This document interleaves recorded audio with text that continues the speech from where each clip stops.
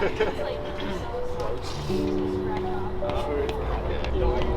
used to wear it.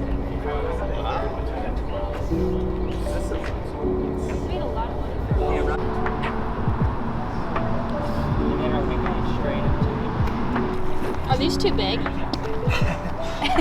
No. They're good? Yeah. I feel like Ames has a number.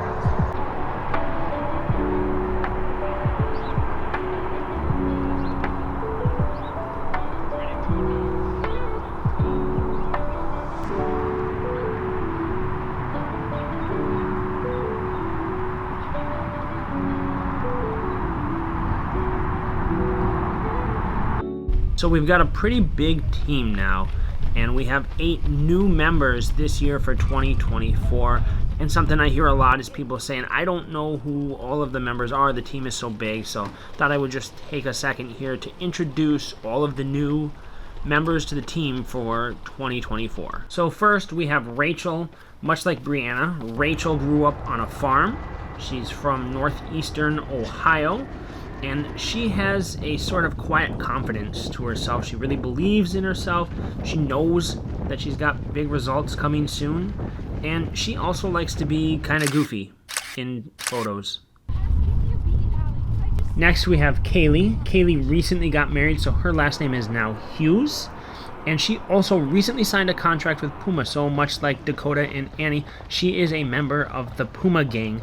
And Kaylee always has a super bright and cheerful attitude, and she's just a great addition to the team. Next we have Dana. Dana comes to us from Iowa State, and she is kind of like speak softly and carry a big stick. Like, she's very polite and patient and genial and like the nicest person you'd ever meet, but then also ready to be super aggressive and attack the pace in a race or a workout, and making sure it's always staying honest. Then we have McKenna. She comes to us from Division II Minnesota State in Mankato. Her biggest strengths are her race tactics. She's very savvy. She's also a very strong runner, has very strong finishes in her races, and she's also very inquisitive. She's always questioning things like whether her shoes are too big, or if her shoes are the right size, or whether her shoes fit correctly.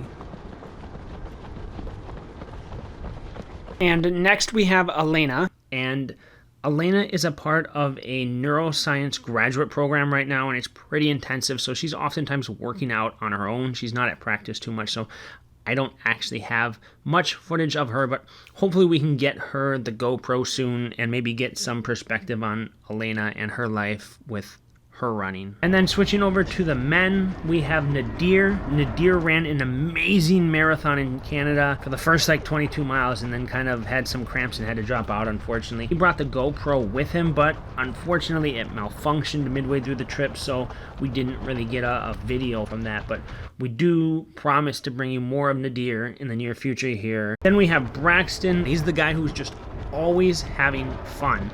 He's super cheerful and positive. First day I met him at practice, he was doing 100-meter strides, and he challenged me to race him, and I was on a bike. And a couple of weeks ago, Braxton was in Atlanta for a wedding. I was 44, 38. And then finally, we have Adam. Adam is super spirited and genial, just always has a smile on his face, super friendly. He comes to us from Eastern Illinois. And he's kind of known for warming up with way too many keys in his pocket. I mean, who warms up for a workout with like 11 keys on their keychain? I mean, that's Adam, so.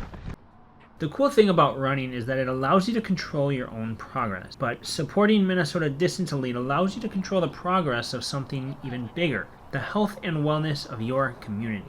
Whether it's your daughter being inspired by the sight of Dakota churning down River Road, or your son's high school team making state being coached by Titus, or your colleague signing up for a 5K after bumping into Joel in a TSA line on his way to New York. Or maybe it's the extra rep you do at the gym when seeing Annie step off the treadmill after 19 miles. The influence and impact of Minnesota Distance Elite runs deep in our community, and we really appreciate you making it possible to continue this progress. If you want to support us, there's a link in the description below, but as always, feel free to decline if you don't want to.